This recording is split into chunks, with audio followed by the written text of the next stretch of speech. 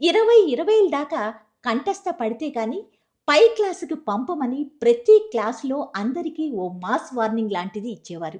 ప్రతి ఎక్కం 20 దాకానే ఎందుకుంటుంది? అలాగే పుస్తకంలో 20 ఎక్కం దాకానే ఎందుకుంటుంది అన్నది అప్పట్లో అంతు చిక్కని ప్రశ్న.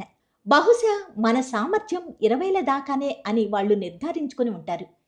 ఏ పనికైనా వాయిదా పద్ధతి ఉన్నట్లు రెండో క్లాసులో 10 పదుల దాకా చాలు అనేవారు. ఒక్కొక్క క్లాసు పెరిగే కొద్దీ 12 12లు, 16 16లు, చివరికి 20 దాకా సాగేది. ఎక్కాలు అప్పచెప్పే సమయంలో అందరికీ గుండెలు దడదడలాడేవి. అప్పటిదాకా చదివినదే అయినా మాస్టారు దగ్గరికి వచ్చేసరికి 6 6లు కాస్త 42 అయిపోయేది.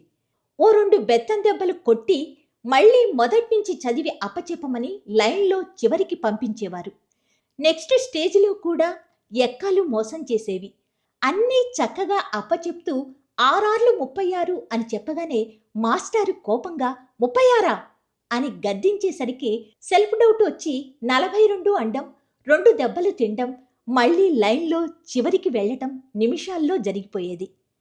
అప్పట్లో వీడియోలు లేవు కానీ ఈ ఎక్కాల క్లాస్ వీడియో తీస్తే ఓ హారర్ రీల్‌గా వైరల్ అయిపోయేది.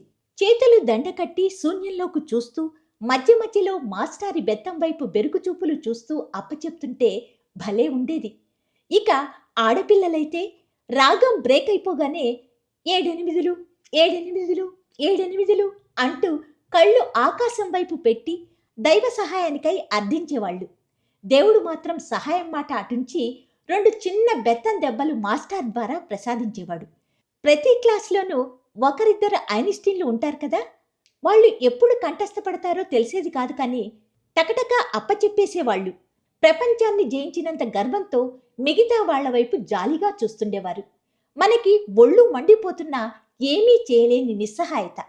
సరే, రాగాన్ని ప్రాక్టీస్ చేసో, కొండ గుర్తులు పెట్టుకొనో, బండగా బట్టి పట్టో మొత్తానికి 20 దాకా అప్పచెప్పేశామనుకోండి, వెంటనే మాస్టర్ రూల్స్ మార్చేసేవారు. ఈసారి తల్లక్రిందులుగా అప్పచెప్పాలి అనేవారు. అంటే 20లో 400 నుంచి 2 ఒకట్ల 2 దాకా అన్నమాట. పట్టుదలగా అది సాధిస్తే ఈసారి ర్యాండమ్‌గా అడిగేవారు. 13 17 అనో, 18 13 అనో అడగ్గానే మనసులో రాగం పాడుకోవడానికి టైం పట్టేది. స్కూల్లో మాస్టర్లే కాదు, ఇంటికొచ్చిన చుట్టాలు, పక్కాలు కూడా కనపడితే చాలు, "ఎన్నో క్లాసురా నువ్వు? ఎన్నెక్కాలొచ్చు? 12 పదులెంత?" లాంటి ప్రశ్నలతో వేధించేవాళ్ళు. అందుకే వాళ్ళని తప్పించుకొని తిరగవలసి వచ్చేది.